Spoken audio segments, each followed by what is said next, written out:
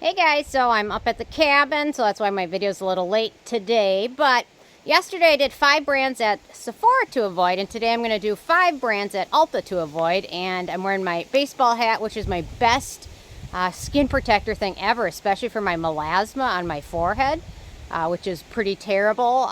Using a baseball hat whenever it's sunny out has been huge in terms of making a difference in just protecting it. So anyway, I love it. You can barely see my eyes, but they're there. Anyway, okay, so brands, in my opinion, at Ulta to avoid.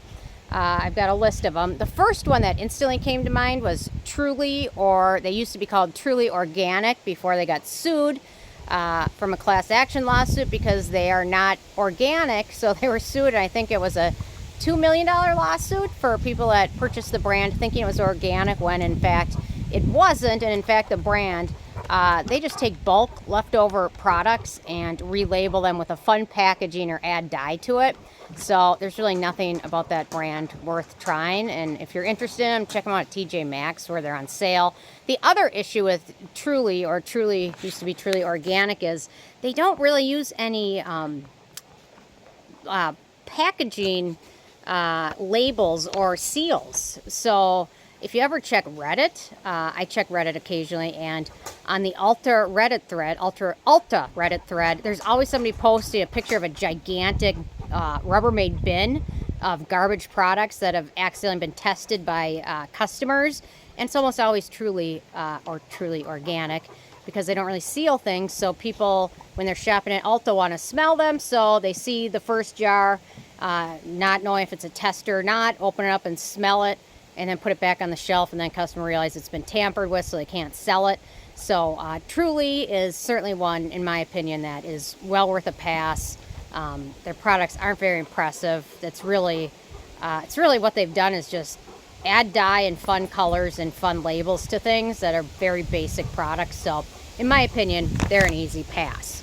Next up is the Body Shop, and the Body Shop used to be kind of a bigger brand. They've kind of become a little bit smaller, but the Body Shop, my biggest issue with them is that they're an MLM. A lot of their branches are.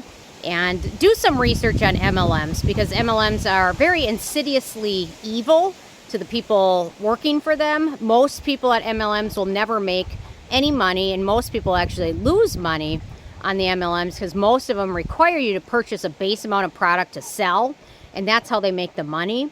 And then people think they're going to sell them, so they spend all this money on the startup kit.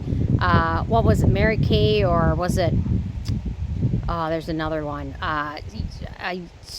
What is it?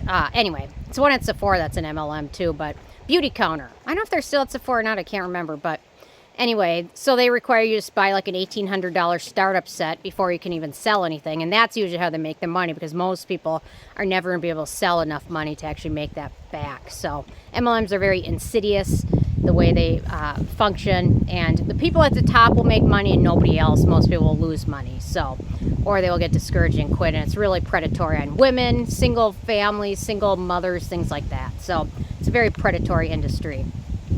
Do some digging, because at first I didn't realize how evil they were until I did some more reading. So, okay, next up, Jacqueline Cosmetics. I can't believe this brand actually came to Ulta.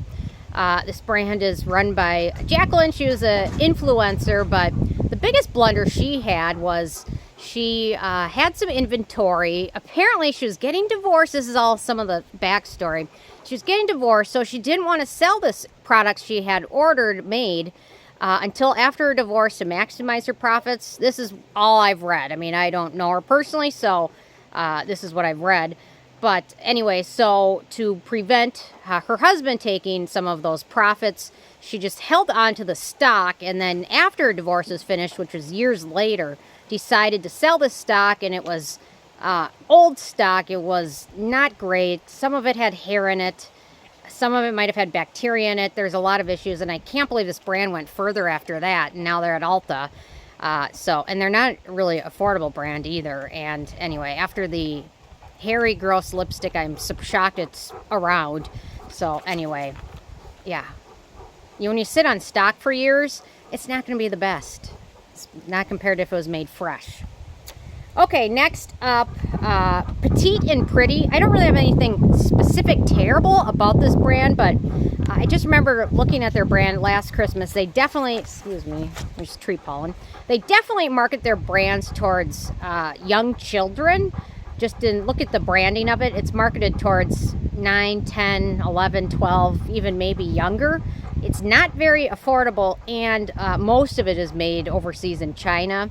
And I think if you're able to afford manufacturing over there, your brand shouldn't be terribly expensive, because it's not a very expensive place to have manufacturing done, as opposed to if it was done in, say, France or Canada or Europe, anywhere.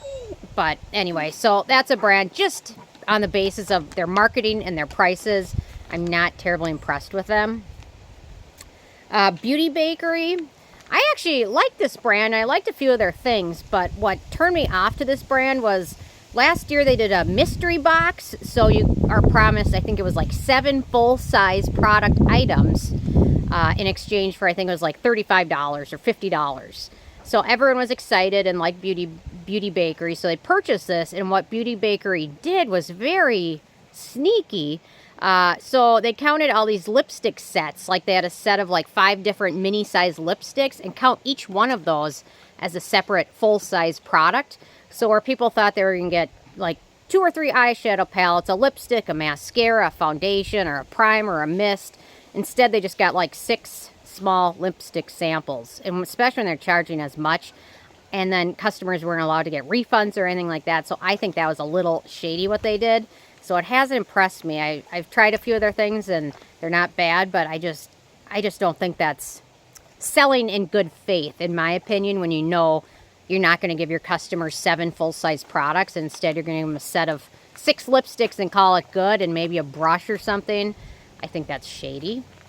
And then last but not least, I've got to mention Mario Badescu. I mentioned my Sephora video, but steroids in skincare should not be a thing, so I have to say that.